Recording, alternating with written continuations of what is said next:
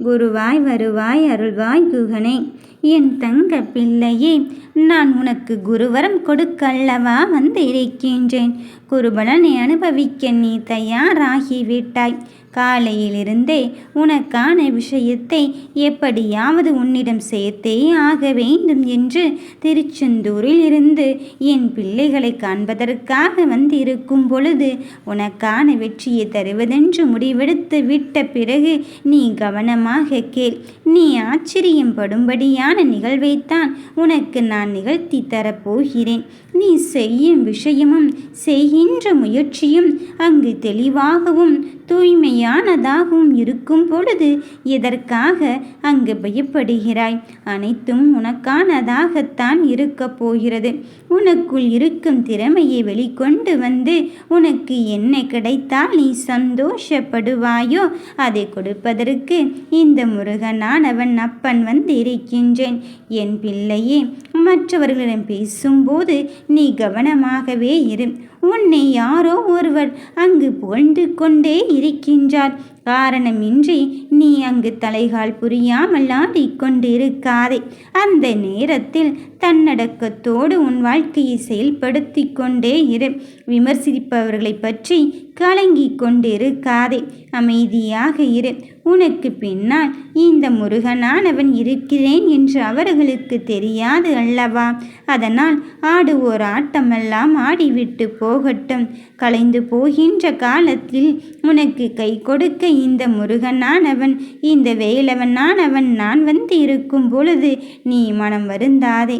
நமக்கு ஏற்படும் இந்த இன்னல்களான நாளைத்தான் அப்படியே முருகன் தந்து கொண்டே இருப்பாரோ என்று சிந்திக்காதே. நாளை மாறிவிடும் என்பதுதானே நம்பிக்கை. எதுவுமே மாறவில்லை என்றால் நீ எப்படி என்ன செய்ய போகிறாய் என்று பதற்றமாக இருக்காதே. என் தங்கமே, அந்த பதற்றத்தையும் அச்சத்தையும் தூக்கி எறிந்துவிட்டு எல்லாவற்றையும் நம்மால் சமாளித்து கொள்ள முடியும் என்பதுதானே தன்னம்பிக்கை. அந்த தன்னம்பிக்கையே முருகன் மீது நீ செயல்படுத்தி கொண்டே இரு. உனக்கான விஷயத்தில் நம்பிக்கையோடும் இந்த முருகன் மீது கொண்ட நம்பிக்கையோடும் நீ செயல்படுத்தினால் உனக்கு வெற்றி இங்கு நிச்சயமாக்கப்பட்டுவிடும் என்பதில் எந்த மாற்று கருத்தும் கிடையாது. நடப்பதை பார்த்தும் நீ பயம் கொள்ளவே வேண்டாம். இருப்பதை நினைத்து இங்கு என்ன செய்ய முடியுமோ அதை மட்டும் அடுத்தடுத்த படிநிலைகளுக்கு நீ செயல்படுத்தி கொண்டே இரு. கிடைக்காத ஒன்றுக்காக ஏக்கம் கொள்ள வேண்டாம். நீ கிடைக்காத ஒன்றை நீ கண்ணில் பார்த்துவிட்டால் ரசித்து கொண்டு நகர்ந்து கொண்டே இரு. இழந்ததை மீண்டும் மீண்டும் உன் கண்களுக்குள் புலப்படுத்தி கொண்டு ஏன் தங்க பிள்ளையே அங்கு பயப்பட்டு கொண்டே இருக்கின்றாய்? பயப்படுவதையெல்லாம் விட்டு விட்டு உனக்கு பிடித்ததை நீ விரும்பிக் கொண்டே இரு. உனக்கு நேசித்ததை நீ நேசித்து கொண்டே இரு. நிச்சயம் உனக்கானது ஒரு நாள் உன்னை வந்து சேராத்தான் போகிறது. பேராசையை தவிர்த்து கொண்டே இரு. பேராசை என்றால் எது அப்பனே முருகனே என்று தானே என்னிடம் கேள்விகளை கேட்டுக்கொண்டு இருக்கின்றாய். எல்லா விஷயத்திற்கும் ஆசைப்படுவதற்கு நமக்கு தகுதி இருக்கிறது தான்.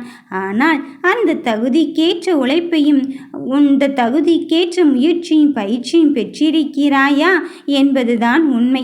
அந்த முயற்சியை செலுத்தி கொண்டு அந்த கனவுகளை நீ அங்கு நிஜமாக்க போராடும் பொழுது நிச்சயம் இந்த வேலவன் நான் உனக்கு துணை புரிவேன். நீ யாரிடமும் அங்கு தாழ்வு மனப்பானையோடு பழகிவிடாதே. என் பிள்ளையே, அதற்கு இடம் கொடுத்து விட்டால் உன்னிடம் இருக்கும் திறமை கூட உனக்கு தெரியாது. நீ இதற்காக இங்கு எதை நோக்கி ஓடிக்கொண்டிருக்கின்றாயோ அதை நோக்கிய கவனத்தை மட்டுமே உன் மனதில் செலுத்தி கொண்டே இரு. அதையெல்லாம் விட்டு விட்டு ஐயோ எனக்கு மட்டும் ஏன் இப்படி இருக்கிறது, எதற்காக இப்படி இருக்கிறது என்று நீ நினைத்து கொள்ளாதே. ஒவ்வொரு விஷயத்தையும் எடுத்துரைக்கும் போது மற்றவர்கள் குறைகள் மட்டும்தானே சொல்லி கொண்டிருக்கிறார்கள். செய்வார்கள். ஆனால் நான் நல்லதும் நன்மையான காரியத்தையும் செய்து கொண்டு இருக்கும் பொழுது அவர்கள் கண்களுக்கு தெரியவில்லையே என்று சிந்திக்காதே. அத்தனையும் தாண்டி என் பிள்ளைகளுக்கான விடையை கொடுப்பதற்கு இந்த முருகன் வந்து இருக்கும் பொழுது நீ எதற்காக தங்கமே மனம் பதற்றப்படுகிறாய்? ஒவ்வொரு விஷயத்திலும் நீ புரிந்து கொள்வது ஏராளமாக இருந்து கொண்டிருக்கின்றது. அத்தனையும் தாண்டி என் பிள்ளைகளை ஜெயிக்க வைப்பதற்காக நான் இருந்து கொண்டு இருக்கும் பொழுது நீ மனதில் எதை பற்றியுமே கலக்கம் வைத்து கொள்ளாதே. எல்லா உணர்வுகளையும் வெளிப்படுத்தி தான் ஆக வேண்டும் என்ற கட்டாயம் கிடையாது. சில விஷயங்களை நீ உனக்குள்ளே வைத்திருப்பது தான் நல்லது. அதனால் அத்தான் வாழ்க்கை என்னும் வெற்றி உன்னை தேடி வந்து கொண்டே இருக்கும். என் பிள்ளையே, ஒரு வெற்றியை பெறுவது என்பது எளிதான ஒன்றாக இருக்கும். ஆனால் அந்த வெற்றியை எப்படி வேண்டுமென்றால் நிலைநிறுத்தி கொள்ளலாம் என்றுதானே நீ நினைக்கிறாய்.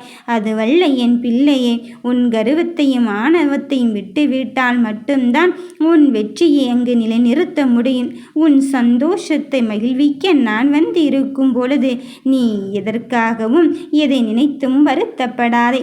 வாழ்க்கை என்னும் பயணத்தில் நாம் கற்றுக்கொள்ள வேண்டிய பாடங்கள் நிறைய இருக்கிறது. நிச்சயம் அதில் உனக்கு வெற்றிதான். யாம் இருக்க பயமேன்.